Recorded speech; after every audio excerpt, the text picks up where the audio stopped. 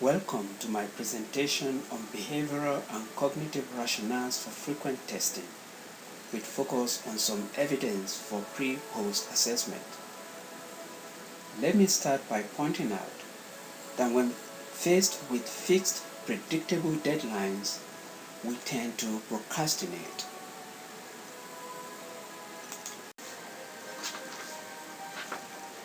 Animals show this in the form of what we call scallops in the cumulative record of their responses.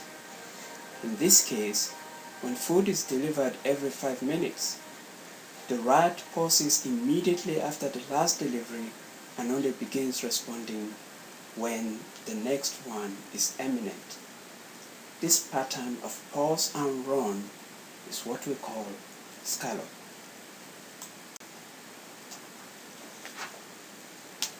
A study reported by Critchfield and his colleagues about a decade ago shows that even the US Congress has been shown to exhibit this procrastination pattern.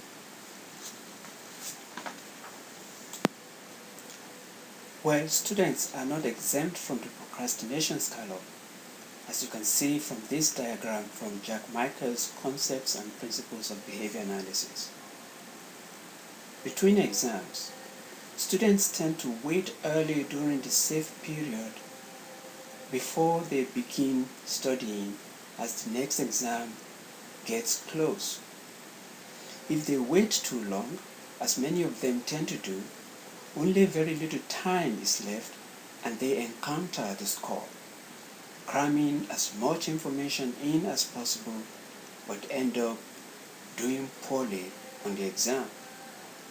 If they start early during the safe period, they tend to do better on the exam. The earlier they start during the safe period, the better they tend to do on the exams in general. The problem is, how do we get them to start early?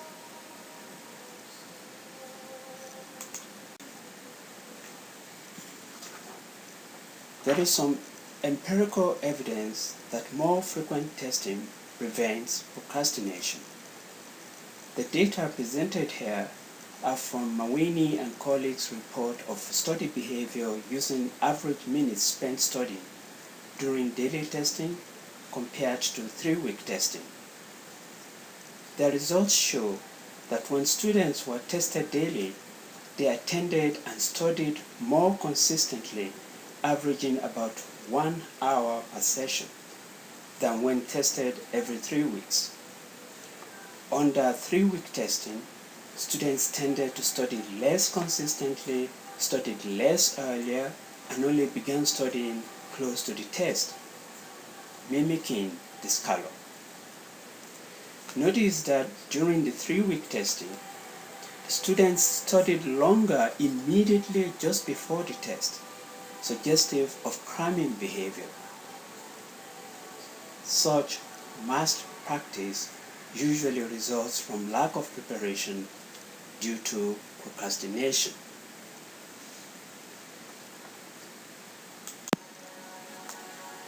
There is an extensive literature on the effects of massed and distributed practice on retention of information. For long-term retention, the more effective approach for students is distributed practice, which appears superior to mass practice, as you can see in this graph from Baharek's study reported in 1979. With 0 day between practice, subjects learning Spanish translation scored higher compared to those using 30-day between practice on tests just given before the practice session. What is interesting, however, is how well the subjects in the 30-day between sessions did over those with 0 or 1 day between sessions on the final test given 30 days after the practice sessions. The difference in performances is in massed versus distributed practice. What we know about memory processes from the 3-stage model of memory suggests that students should engage in elaborative rehearsals in order to properly encode information into long-term memory. Maintenance rehearsal is not an effective way of encoding information into durable long-term memory.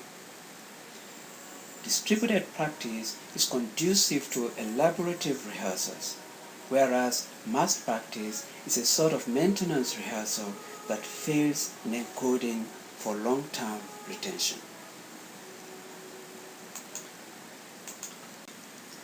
Now, let us consider the use of weekly quizzes.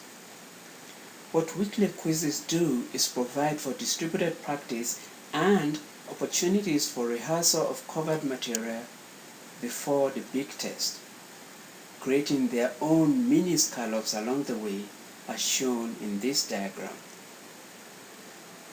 I have been using weekly quizzes in a number of my courses for several years now, and I want to share some of the results of assessment outcomes with you next.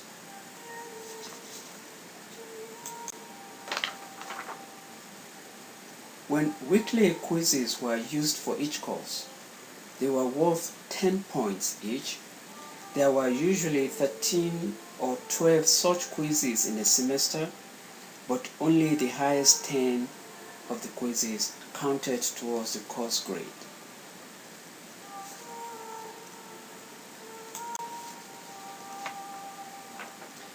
In my Introductory Psychology course, I collected assessment data from the fall of 2009 to fall of 2010 without conducting weekly quizzes. Beginning in the spring of 2011, however, I started giving weekly quizzes. The last column of this table shows the number of complete pre-post pairs from the respective sections of the course.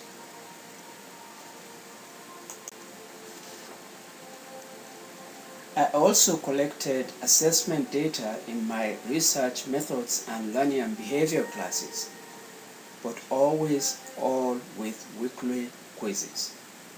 Again, the last column represents the number of complete pre-post pairs from the respective sections of each course.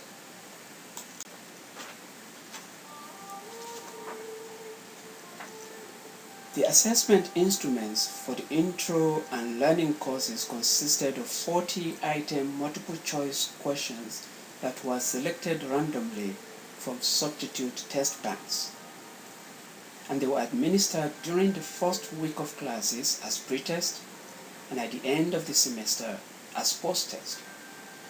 Both the pre-test and the post-test were not announced before they were given in class.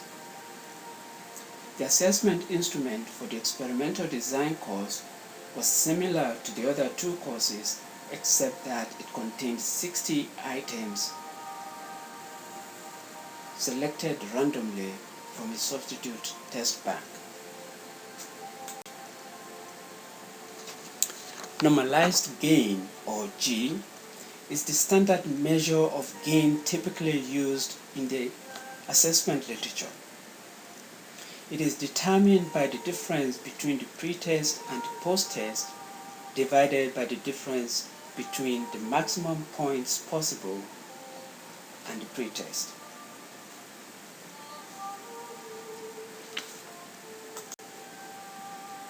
Here are the results of the assessment for the three courses. The mean gain result for all sections of each course are indicated in the last column. As you can see, the least mean gain was obtained with the intro sections without weekly quizzes. The mean gains are presented here graphically. It shows that for the Introductory Psych course, in which a direct comparison of the effects of weekly quizzes is possible, assessment gain was better with the weekly quizzes than without, and the difference was statistically significant. The assessment gains for the other two courses were also quite high with weekly quizzes and were statistically significant compared to the no-quiz intro course.